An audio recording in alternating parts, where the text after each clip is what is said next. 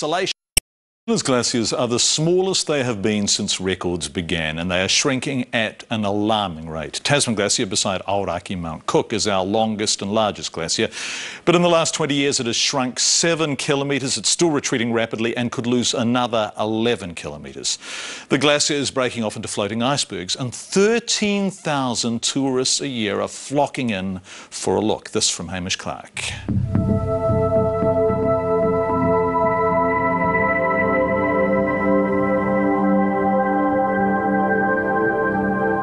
Deep in the heart of the Southern Alps, Aoraki Mount Cook towers high into the sky.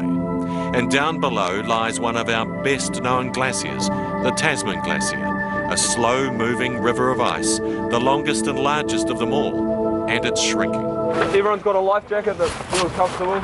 And that has 13,000 tourists from all over the world clamouring for a look. If you want to grab hold of that and just push that back end out, mate, just the icebergs. There's so much ice around that getting the boats out from the jetty is a delicate task. Some of them are quite heavy. Once on the water, we get to see the icebergs up close. Bede Ward manages the tourist operation here, and as we head down the lake, he knows the bigger icebergs by name. This is Ed. This lovely big iceberg here rose up out of the water as a basal carving back in January 11th, 2008 when Sir Edmund Hillary died. So we fittingly called it Sir Ed after Sir Ed. Ice over 300 years old that was once part of the Tasman Glacier is now melting away. Basically what's happened here is the iceberg used to look like that lovely white one over there, and it's just rolled over, it's rebalanced itself there, and it's exposed this lovely blue ice from underneath. Yeah. So when did that turn over, do you reckon? Oh, I would have seen it probably an hour ago, if that. And if you want to know what the ice inside the Tasman Glacier looks like, well, it looks like this, clear and pure. The result of snow that's been compacted down 50 metres a year over 3 centuries into beautiful ice crystal. Beautiful example of basal ice though. If you have a look here, you can see it's lovely and smooth. So a lot of that now, it's been sitting in there for over 300 years. This ice or water is 300 years old as well. Very pure.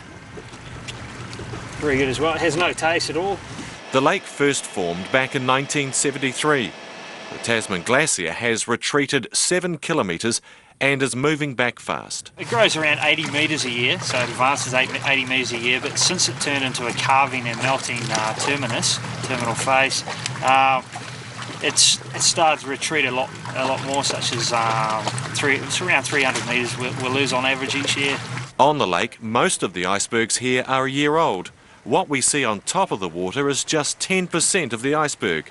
The other 90% is below. Because once it is sitting on top of the surface of the water, it's got the sun that's bearing down on it, and it's always losing that 10%. And what happens here, and also at the waterline, you can see where the water's eating away.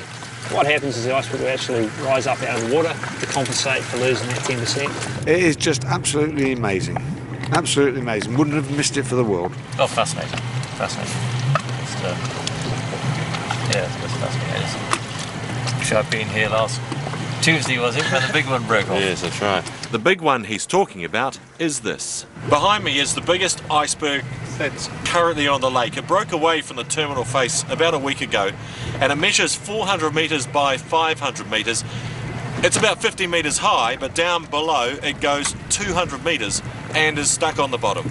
So why are so many icebergs carving off at the terminal face and falling into the water? The water is warmer than the ice, so of course it's detrimental to the actual ice. It's eating away at the ice about 30 centimetres a day.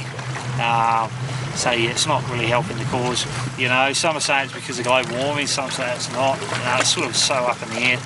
But I think obviously humans have had an impact on the ice and the glaciers around the world, but time will tell. Scientists say that the Tasman Glacier could shrink another 11 kilometres up the valley, but it won't disappear altogether. Some people think that glacier's going to retreat back and be gone in 20 years, but you know, it's been around for thousands of years and it'll still be around. So you don't buy into the fact that it's going to disappear?